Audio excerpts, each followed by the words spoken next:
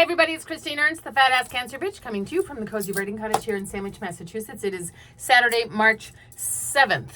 And March certainly came in like a lion. Oh, we get a new calendar page.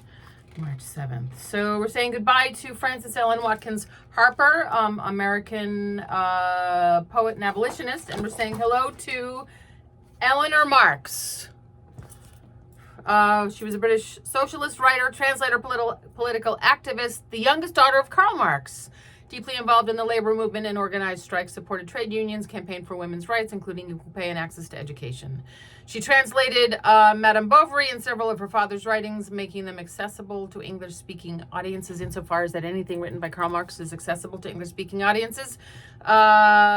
She played a key role in the founding of Britain's socialist and labor politics. And today's the anniversary of the Selma to Montgomery March in 1965. Eleanor Marx, people. There we go.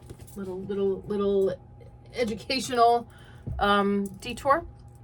So, as I mentioned, March came in like a lion. The eclipse of the moon, sort of big and a little ominous. The blood moon, although it was not red here, it wasn't even pink, but it was still pretty impressive.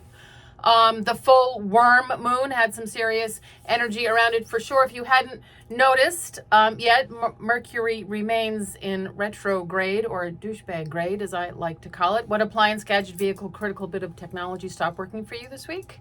See also miscommunication in the douchebag grade category, stupid argument, klutzy social gaffe. I'll take petty squabbles for 200, Alex. Gas is way up.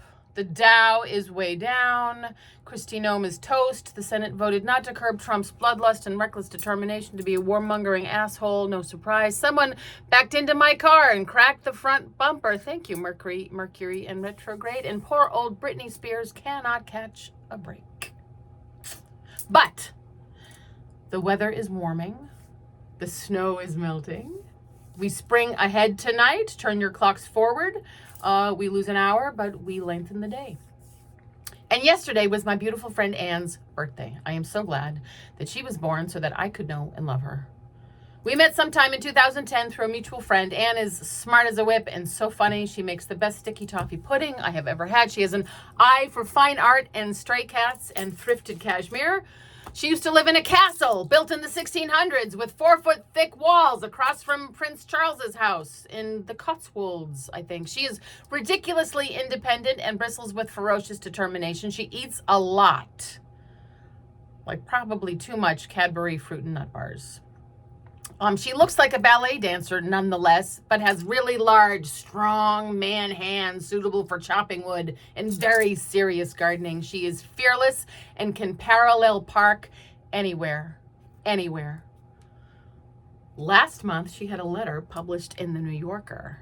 How cool is that? She looks like Audrey Hepburn. She's the kindest person I have ever known.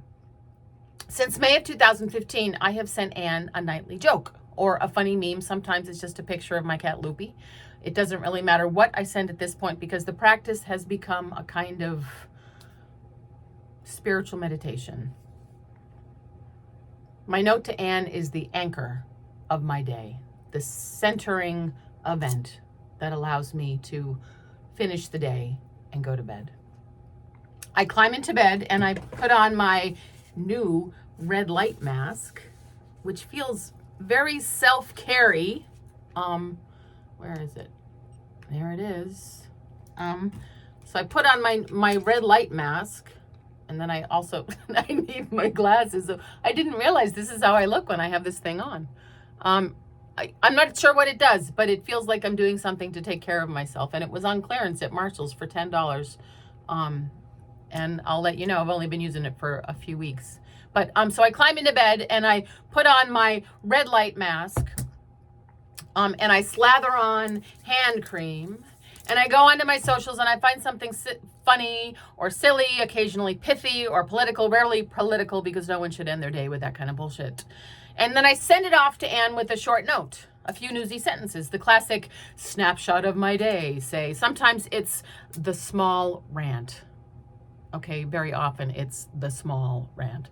Or the latest installment of Again, I Cleaned the House. Or a 2-sentence episode of Work is Still Wacky.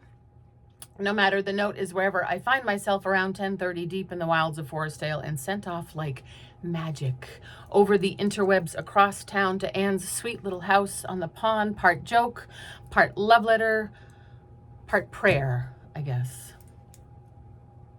What is prayer if not connection like this? If not hope? If not to check in on someone you love?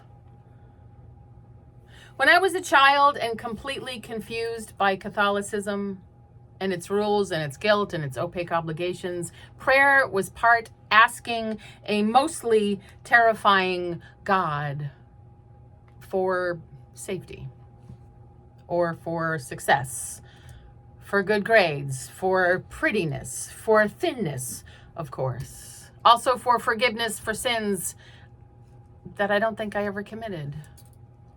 But it was also, somehow I knew as a young person, it was also part yearning to understand, to be connected to a story or a community or something greater. This was never sufficiently explained at CCD.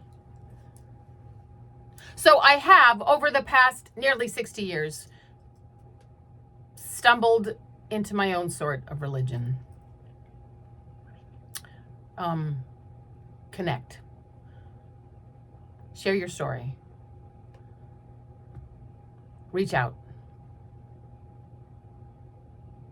Last night, for her birthday, for Anne, was joke number 3,942.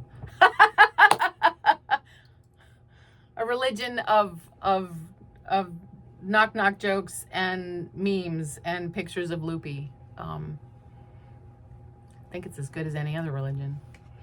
And today I will take her thrifting and then to lunch. I am so glad and grateful that she is on this earth.